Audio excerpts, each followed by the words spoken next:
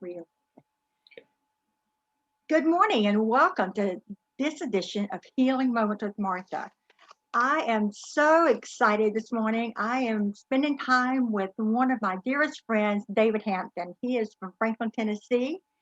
David has enjoyed songwriting labels on major national labels. He was the worship director for nearly 2 decades at Christ Community. David is a public speaker. He is the author of two books, and I have been so blessed to read both of them. I don't have a copy of After the Miracle, but this Authentic Self was David's first one. His second one is After the Miracle. You can find it on Amazon. He is a licensed addiction counselor. He is also the co-host with Nate Larkin, who's also a good friend of mine, called Positive Sobriety. And so David joins us this morning from his office there in Brentwood, Tennessee. Thank you, David. Thank you, Martha. Good to be here. Good to be with you. Just a little snippet of how I first met David Hampton was 2012 when I was moving from Jacksonville, Florida, and just desperate for my own healing and spiritual journey kind of thing. But I was looking up PCA churches and came across Christ Community. And ironically, David had a link to his blog, A Rock in My Shoe. And I read that and I was just enthralled. And uh, I was curious because I had never, ever in my life heard of anybody in leadership being honest with where they were in their struggles, their personal struggles, let alone talk about addictions to alcohol. And then David was at that point taking care of his late wife, Tricia. And I was like, you know what? I don't know who this is, but I have got to go find out who this is. And I think this is a community I want to be a part of. So that was what led me to Christ Community. And so it is, so I'm grateful for all of that. So David, welcome again. Thank you so much. Well, thank you. Thank you. Thank you. Um, so I was reading back over your latest book, After the Miracle, and it helps dispel the myths that we so often think of associated with recovery. What would you say was one of the biggest ones that you uncovered yourself as you continued down that road of recovery for yourself and from alcohol? And you can give us a little bit of that backstory. Yeah, well, I think one of the biggest myths for me about recovery was that I would quit using my drug of choice, which was alcohol, and that my life would get better and that life would get Just do easier. that, right? Yeah, Right. because Yeah. that's all that's wrong, right? I just Right. drink too Just much. check it off, right? Like a list. Yeah. Yeah. I drink too much, so I'll stop and that'll get better. And for a long time, prior to getting into recovery and getting into 12-step groups and really learning what recovery meant, and not to mention, spending 12 years with an addiction therapist of my own, I thought that recovery was really just stopping the behavior. I just wanted to stop drinking. And actually, in the very, very beginning, I just wanted to manage my drinking. I didn't really want to stop. I went to AA thinking maybe they had a AA light or a plan B AA that, would let me just drink normally or teach me how to drink like other people, because I really didn't want to stop. Like just on the weekends or after dinner or whatever. Yeah, Right. Yeah. or learning Yeah. when to stop, for crying out loud. When is enough enough? And maybe they'd have an answer for that. Right. And I was, woefully dismayed that their answer was, you may not be able to control this anymore. If you're here, the train may have left the station on you, and this is behind you. So I guess the myth I had was that it would get easier and life would get better, and it didn't. Life got Simultaneously, right? Better, yeah, easier. Yeah. Yeah. yeah, and life got actually harder. Yeah. My wife got sicker and required more time and more effort from me in many ways. And she had a very immobilizing case of MS, whereas many people only get a relapsing remitting type of MS. Hers was a primary progressive type. And so she was, in a hospital bed in our home eventually, and required a lot of care. Um, and I didn't know what to do, uh, as far as with all of my angst and feelings and resentments and fear and all the things that I was dealing with. So when I got into recovery and realized that there was a whole lot more than going on than my alcohol. Yeah. Alcohol was a symptom. Alcohol was my way of not dealing with a lot of things that I felt, and that All that the went pain. way, Yeah. yeah, and that went Yeah. way back before Trisha ever got sick.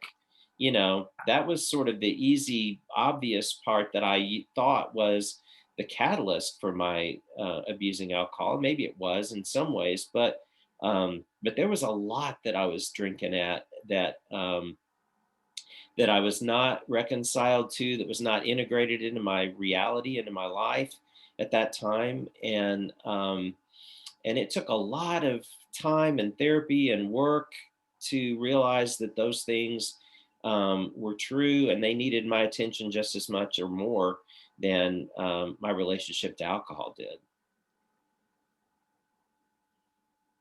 At what point did you, I mean, in Trisha's illness, did you sit back and go, "Oh my God, what am I doing?"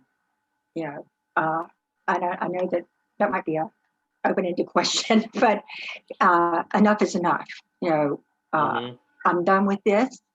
I mean, you talk about you ultimately were a single parent, and so you were Hmm. raising a child, and you were a worship director, and you said, you talk a lot about keeping up that the professional Christian Hmm. mentality. Hmm. And what do you think was the line in the sand that David decided I'm stepping over the line? What? Mm.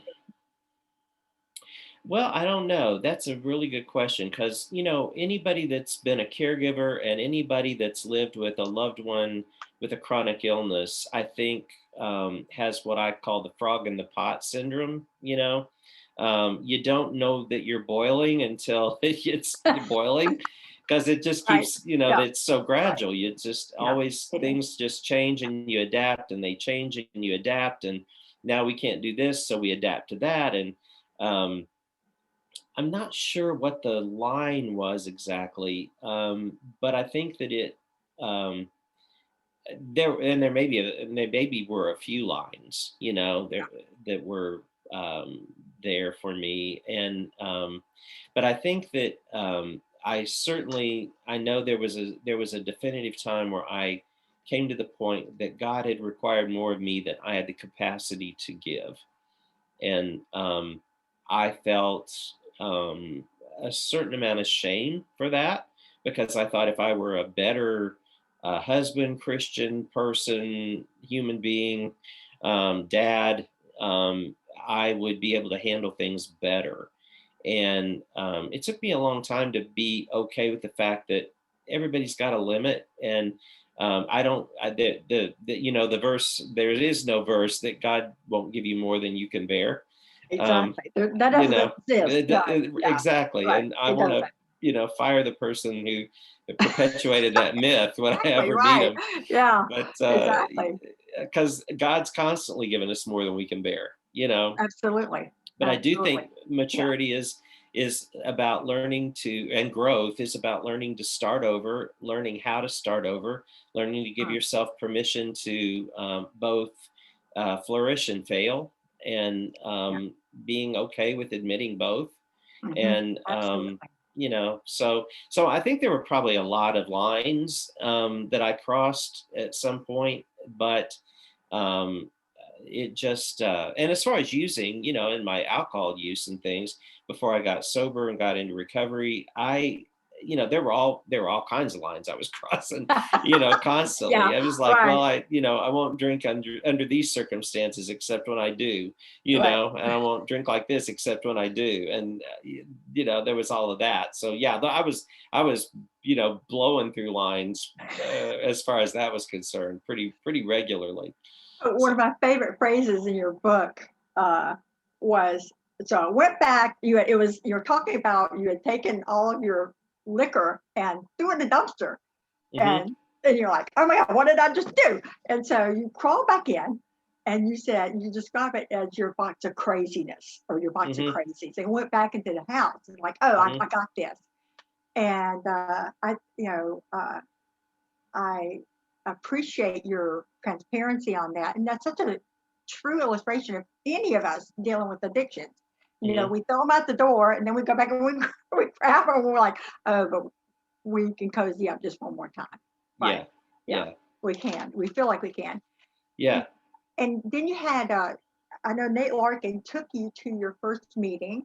He hmm didn't just direct you. And I love Right. that about the fact that, and the importance of having someone in our lives that are willing to walk with us. hmm Do you think you would have gone had you not had a Nate Larkin in your life? Do you think you would have gone That's a to a good meeting? question Or to maybe think not as soon? about, because it, I may have, but it would have been a lot longer down the road because I had every reason in the world why I did not belong in that basement of Right. that church, I'm not one of those people. Right. As you said, Exactly. I can't Yeah. possibly be one of those. Yeah.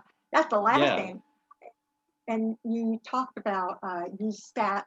I cannot imagine doing 90 meetings in 90 days. I mean, I did ACA for a while, and I was proud just doing two, and you did one.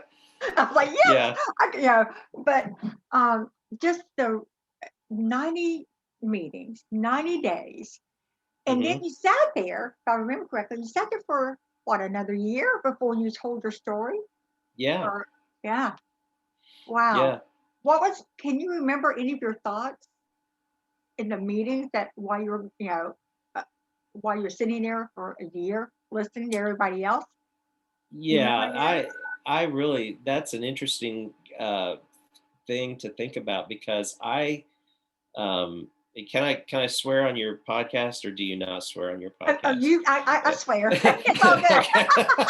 This is another I reason just we're always friends, want to. David. I always want to know because I don't want to make render No, your time yeah. unusable here. So No, go my for it.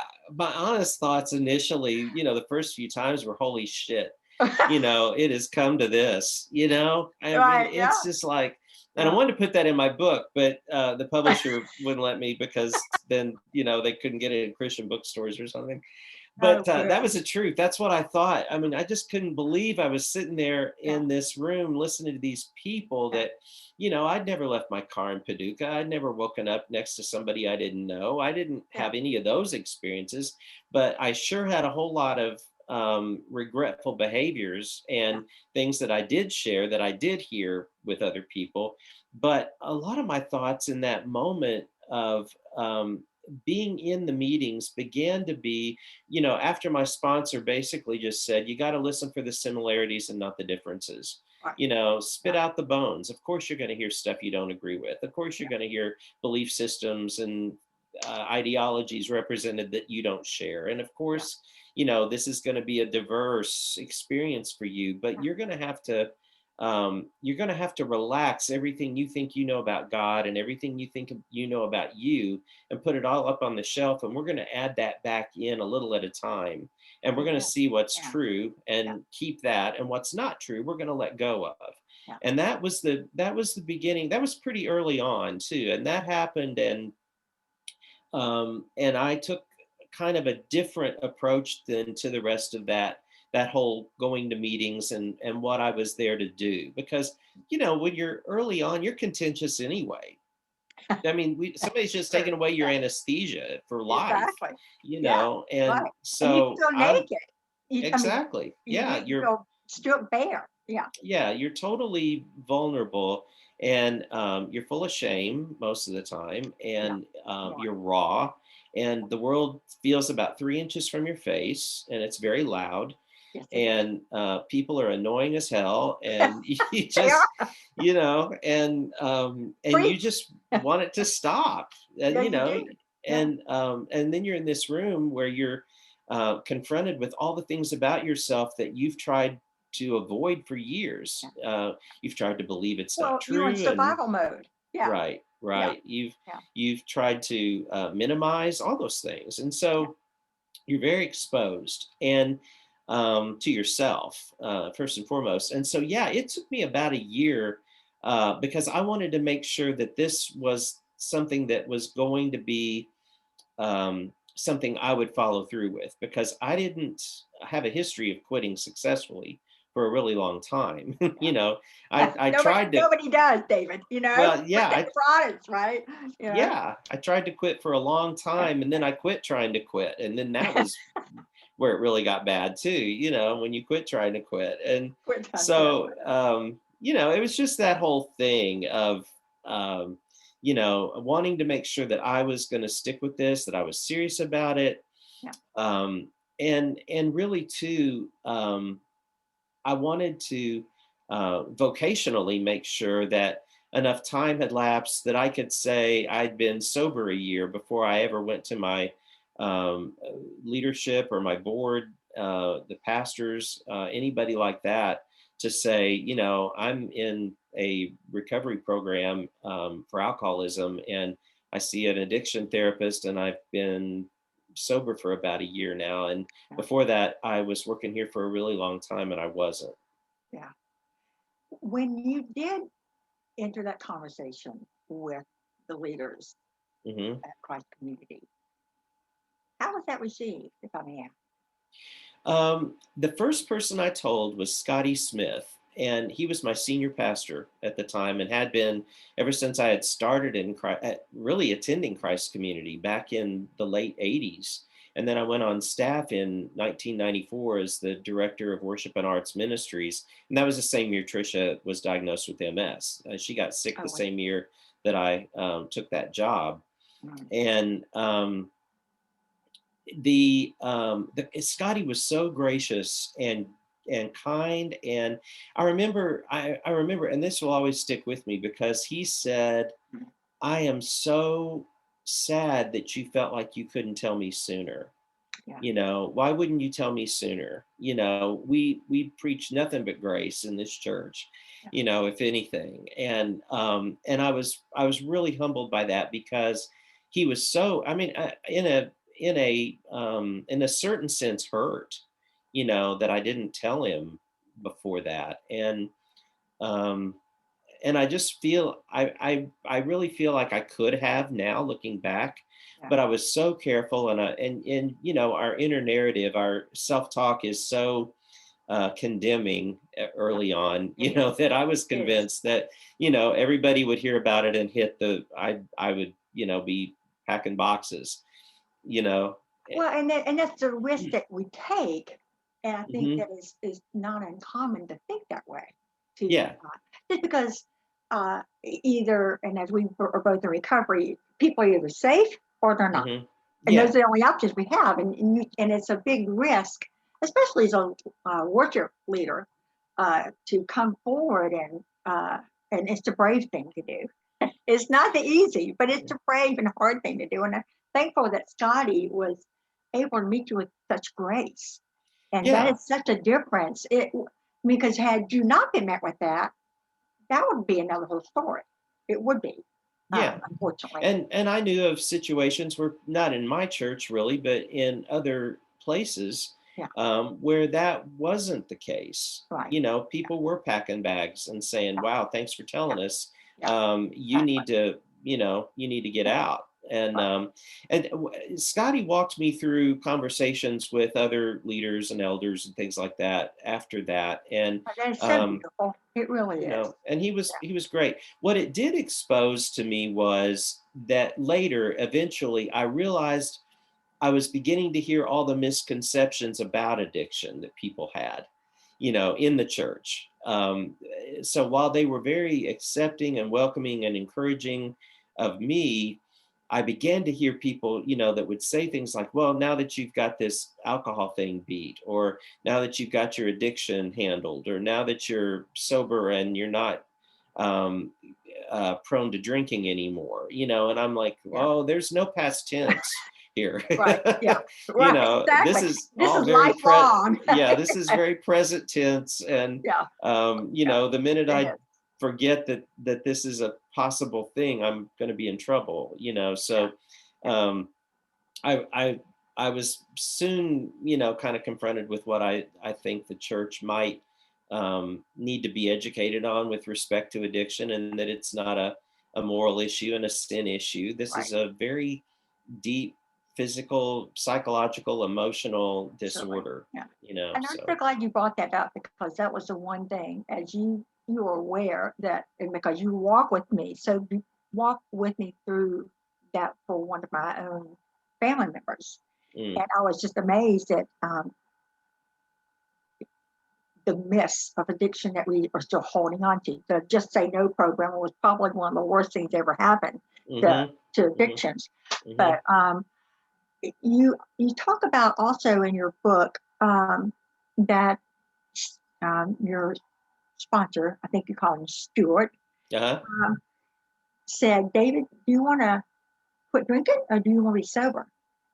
And you expound on that in your book beautifully mm, about the difference and what is the difference between quitting drinking and being sober. I mean, because and and as I thought about this of my own self, I'll let you answer a question, but that verse about being sober minded, we are mhm, called to be sober minded. And uh, I think your story throws a lot of light on that and what that looks mm. like to be sober minded. So, what is the difference, David?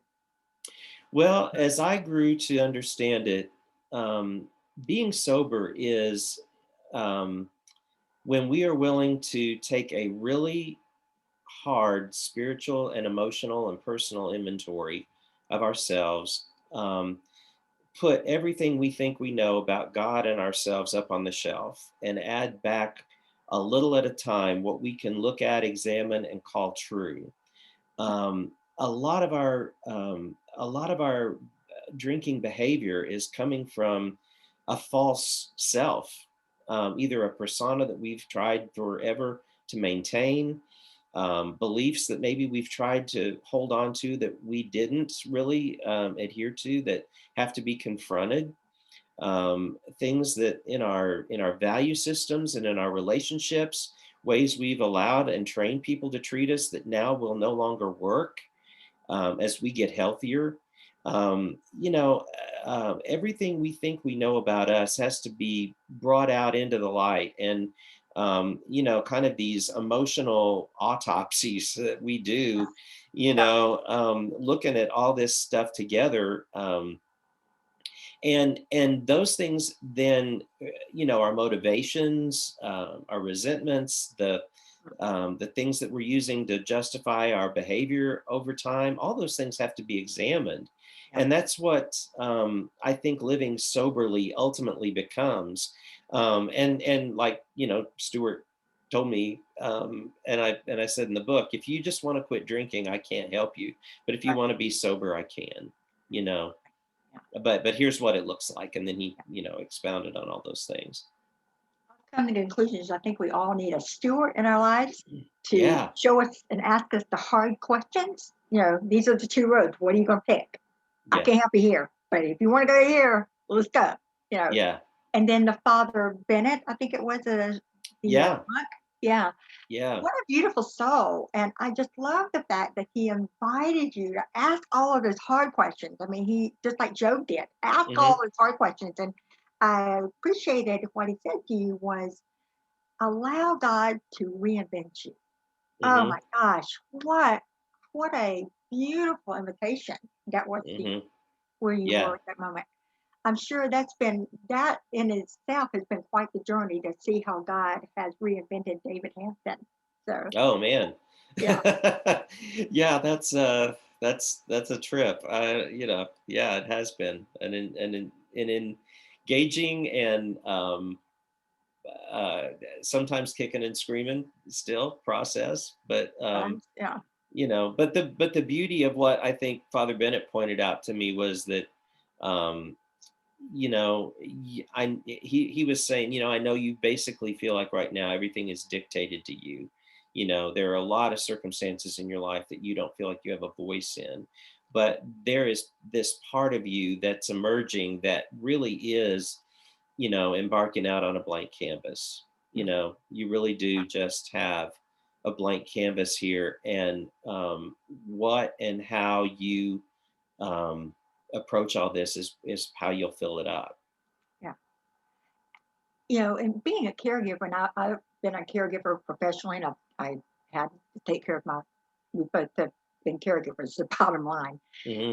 And were you surprised at, and I think you even talk about this, that your counselor said, you're going to be anxious after Trisha dies, and that whole redefining, even or not even knowing who we are after being caregivers for someone. Hmm. Um, what what would you say was one thing that maybe surprised you about all of that? That you know, because you even talk about, 'cause I think sometimes you even feel guilty. You know, uh, Hmm. were you surprised by that, or not feeling guilty anymore, or tied down, or what? What were you surprised Um, by? well, I think that when you say feeling guilty, are you talking about feeling guilty for not being anxious about how she was cared for, or what? Feeling guilty that you had a newfound freedom, or Oh, yeah, yeah, yeah, like after she passed away and all after that. she passed away, yeah, Yeah, and yeah. all of that, Well, yeah. right. I think Not that you didn't love her, because you loved her no. dearly. So it's Oh not to no, take away though from that at there's all. No, no, no, absolutely. There's a big part of relief that yeah, hits you that you do feel a certain amount of guilt over if you're not prepared. that's what I'm talking about. Yeah, Yeah, absolutely. yeah, Yeah, because I mean, hell, this was hard, it is. And Yeah, hard. if somebody's hitting you in the head with a stick, it's not wrong for you to want it to stop, you Right. know. Exactly. Yeah. And while Trisha and I had a wonderful marriage in many many ways, the illness was like hitting us both in the head with a stick, Yeah. and so I think one thing about caregiving is, especially I think when it's a family member and you're doing this 24/7, and this is something that neither of you chose, but you're both doing your best to try to manage. She doesn't want to be her and I don't want to be me, and that's a bad combination some days. And I think that the thing with caregiving is that it can become your identity. um, Exactly. and you find yourself, when somebody asks how you are, you start telling them how your sick relative, spouse, child, whomever is. Well, I'm doing okay, we've had a pretty good week, and then you tell them how Right. the other person is. And I had a few friends point out to me, when I ask you how you are, I'm really not asking how Trisha's doing, I'm asking how you are. And And there's you even guilt in saying that, Mhm. taking the opportunity to recognize David's shitty today and Yeah. feel like you can't say it. Right. Yeah. Oh, yeah. Yeah. And Right. so that was something that it Yeah. took me a little time to get used to being able to do. Mhm. But my counselor told me that she was wondering if I'd given thought to the anxiety I would feel after Trisha died, because a lot of the things that I had thought about doing, making changes in my life, vocationally, personally, whatever, were very limited by my circumstances, for a long, long time, because you don't really go changing careers when you are a caregiver. You just want to hang on to your insurance, and you don't want to jeopardize that, Right. you Yeah. know, and Right. Yeah. so you don't get real ambitious with a lot of thinking outside the box things. You just want to survive being in the box as long as Right. you can. Exactly. Yeah. So after Trisha passed away, it was immediate.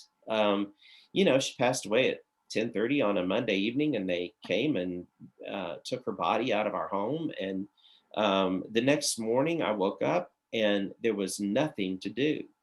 There was nobody to go in and turn, or to sit up, or to change, or to make sure they had what they needed. And that first hour of the morning that always revolved around her needs was no longer there. and then there was the hour that it took to get her lunch and to get her turned and changed and things that had to happen at lunch. And then there was getting dinner and the time that it took to get her up and ready for dinner and able to eat. And then Yeah. putting her to bed at night was another ritual and an ordeal that took time. And keeping track of her medications in the middle of all that and anything that might have happened in the meantime. And you suddenly had about 4 extra hours in your day. And you're like, what in the hell do I do with that? Right. Because Yeah. how do I wasn't Right. planning on that. And I suddenly don't really know um, who I am. I'm not needed in the same way Right. anymore.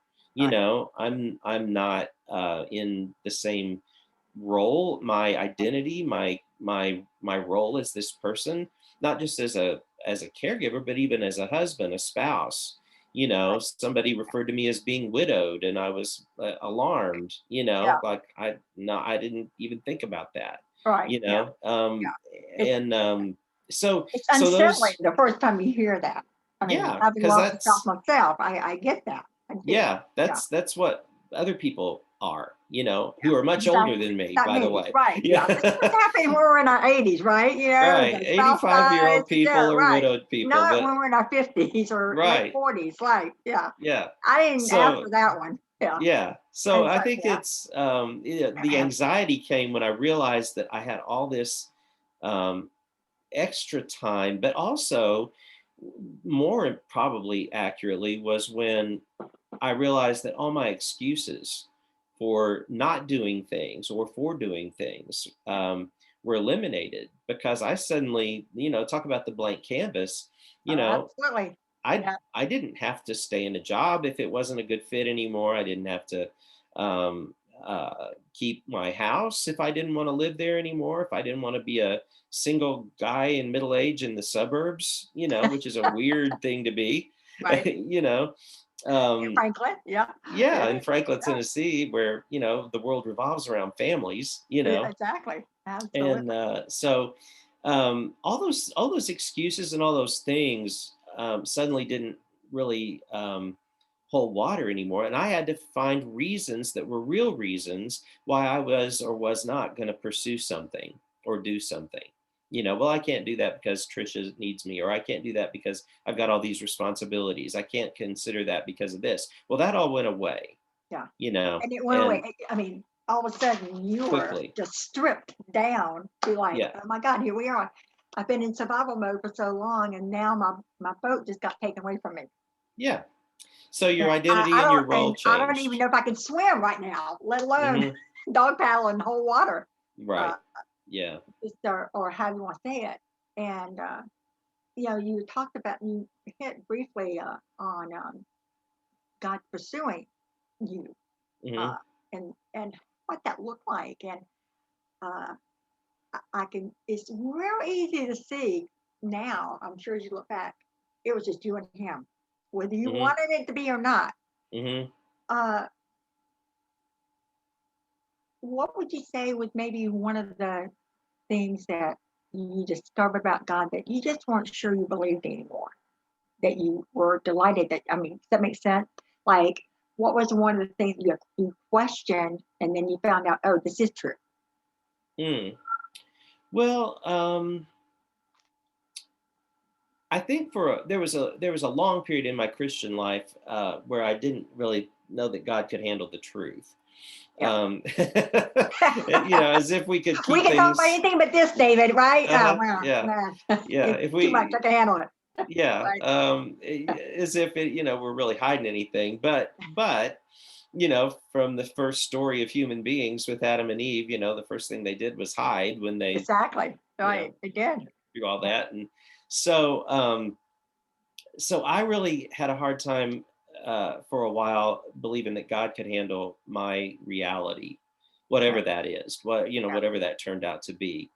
And I think through all the circumstances, through Trisha's illness and the things I felt at times, having to really get honest with the fact that there were days that I wanted out of that. Yeah. I want to be anywhere but there, and God could take either one of us, but He had to put one of us out of this misery, Right. You and say that in your book, either divorce me or take me out of here. Take us yeah, one, yeah. yeah, God And could do. I think that's a normal thing, though, David, in the middle of all of that. Would Yeah, you? I do too, and I don't really, um, I don't have a lot of shame about that. Of feeling that, like I said, it's when you're in the heat of everything, it's okay to want things to stop. It You is. know, It is. And perfectly normal to want. yeah. But I think as professional Christians, as we sometimes always are, even though I've never been a worship director, it's just the pat answers. This is what you're taught to say. This is blah blah blah blah blah. Hmm. And you found out quickly that just it wasn't working. Hmm. It doesn't work. Yeah. And I love the fact that you were willing to sit in the midst of your pain. And God's like, okay, we're going to look this one element at a time and add back when you're ready. Oh, you Hmm. know, uh, and I love the fact that you have embraced all of that, David, and modeled for us in so many beautiful ways of what that looks like to invite Jesus in and find out who David really is. I can remember when I read the book Our Authentic Selves, and it's Mm. a little worn.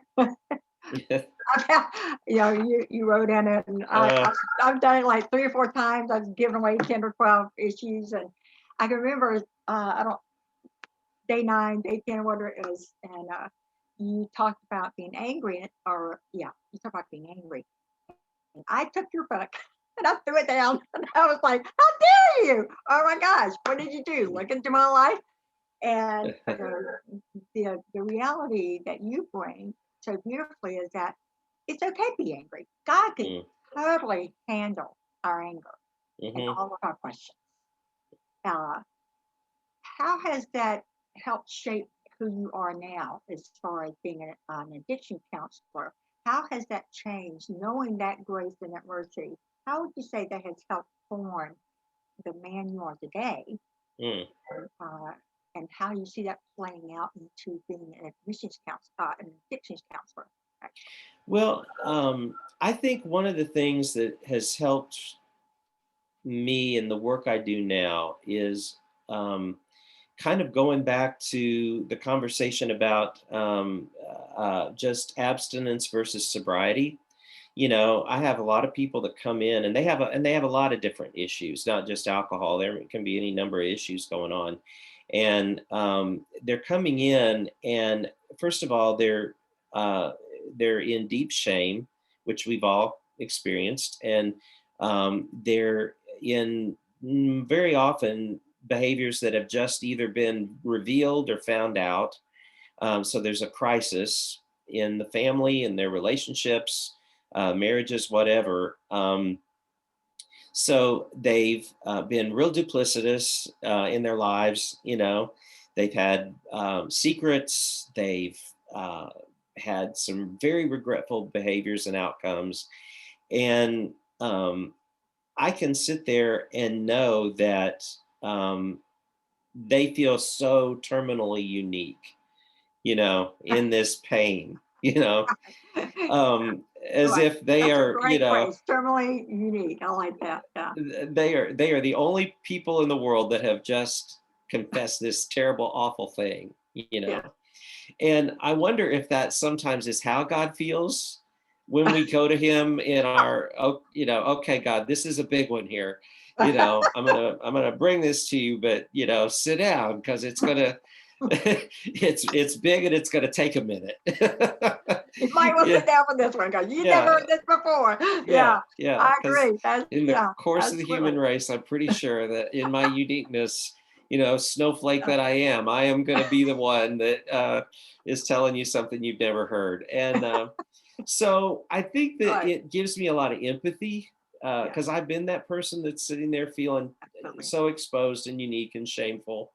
But also knowing that the thing that they think has brought them here to my office Uh-huh. is not the thing that we're going to spend all the time in the world talking Mm, about. that is so true, isn't it I though? I had a That's just the guy, surface, right? yeah, I had a Of guy what one got you time, here, right?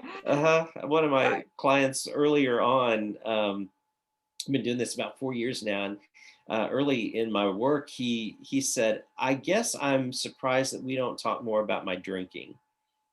And I said, "Well, we can talk about your drinking, but the interesting thing is, I don't think you know why you drink. Right. I don't think you've come to terms with some of the things you experience and feel that alcohol helps you not feel, you know? Because if you want to know what you're drinking at, just stop drinking. You'll find out real fast, Yeah. you know, Right. Yeah. because What you're the, drinking at. I love that phrase. I mean, yeah, it's like, um, uh, that is one of the most important questions I think we have to ask is, hmm not why the addiction, but why the pain. And you talk exactly. about that. And as we have talked about one of the deepness of addictions, of any addiction, hmm again, there's normally some kind of pain involved that we're all trying to cover up, or hmm whether we realize it or not. hmm Um, in closing, before we sign off, I know that you are working on a documentary. hmm Tell us about that, if you don't mind. We would love to hear Yeah. about that. Yeah, I am really fortunate to be kind of brought in to this film called "Shame on Us," and it's a documentary by a production company here in Nashville, a small independent video production group called 1028 Films, and Skip Stokes is my friend who's directing and kind of pulling all of this. He's the filmmaker, pulling all these stories together. And what we're talking about is the shame associated with uh, substance use disorder. And it's a cultural conversation. It's not a film about recovery. It's not a film about sobriety. It's not really a film about addiction. It's a film about stigma and how stigma and shame in our culture drive the problem pandemically of everything from the opioid crisis to alcoholism, to the way we look at recovery, to the way we treat people in the penal system with respect to addiction, how the disparaging way we handle race culturally with our justice system. um, and we've got a lot of nonviolent felony offenders incarcerated for substance use and substance use disorders, and it is not going to address the problem. Not culturally, not their problem personally, not our problems with perception. And so we just want to make this film to say, how as a culture can we have a conversation? Not that we have the answer here as filmmakers, but how can we have the conversation that needs to be had in our society with regard to addiction? Because we have all these we have all these people that are in jail for having too much weed, or they've sold weed to upper middle class people, and the upper middle class people are not in jail. Right. Right. They're just home finding somebody new to sell them their weed. And Right. Exactly. but when it comes down to really addictive relationships with a substance, we have an idea as a culture that we think we know what that is, and I don't think we do. And so that's what I this would film agree. is Yeah. trying to shine a light on, and start a conversation that we need to have. Wow. I would agree 100% with that. I mean, just the little bit that I've been involved in recovery and having a family member who went down that road into recovery and just unlearning. And I think that's the key that you're hitting on is we have to be unlearning and we have to be willing to unlearn what we Hmm. think we know. Yeah. And I'm excited to hear about this documentary and seeing what will spin off as a result of that. Maybe some forums down the road with featuring David Hampton and a few others. I don't know. We'll see, right? Yeah, well, yeah, well, I appreciate it. And anybody that's listening that wants to, donate to the documentary, hit me up. I can point you in the right Absolutely. direction, because that's the one thing that's challenging about independent films is you have to raise money to make them. And Yeah, we do. so do. It's If they, I know I've got your website here, and I've got David Hampton CPRC. Is that correct? correct. No, Yeah. .com. Uh-huh. People can reach you there Sure for can. read your blog, Hmm. resources, learn a little bit more about David Hampton as a addiction counselor, Hmm. and about the documentary. Is that where can they reach you about the documentary there They as can. They well? can email me there, and I can get them more information. I can Okay, send them a link to the great. trailer of the documentary and let them see Oh, that. awesome. And so, Yeah. Uh, I look forward to getting that trailer. I will be emailing you that because I would love to be able to help promote that because that is yeah. something that's dear to my heart. So, Well, we're still putting the film together, but we've got enough footage that we were able to make a nice trailer to give people an nice. idea of what we're saying. So, Wonderful. I'm excited about that. yeah. David Hampton, it is a pleasure, as always, to speak with you. And Well, I thank you for your time today and for your wisdom, for helping us to see better along the roads of recovery and sobriety and what that really looks like. Um, are you writing any new books, or that'll be my last uh, question? that's a good question. I have started an idea for my next book, and Okay, great. I'm excited about that. I'm putting together kind of the outline of what that's going to look like, and I don't Good. have any timeline in mind yet, but somewhere down the road, that's in the future for me is another book. So Well, good. We look forward to it because I have so benefited from anything you've done. I actually have your CD here and this and just down. oh This my. is Memory Road. I know that one. I know, and this one. And God has just used you so mightily in my life, and I'm ever thankful for you as a friend and as a sojourner with us on this road to sobriety. And thankful for your willingness to share your story today on Healing Moments with Martha. And this is Martha Flowers signing out for today. And I appreciate everyone who takes the time to listen, that you're encouraged. And, maybe you find yourself today exactly where David found himself a few years back and just feeling like, God just doesn't care. And all you get is his voicemail. And maybe today you could take time to invite uh, God into some conversation with you and see what he has to say and allow his grace to wash over you and maybe see how he would reinvent you. And it is worth it, and you are worth it. And we are thankful for grace and mercy. And David, thank you again. And Thank you, have a great Martha. rest of today. Thank you so much.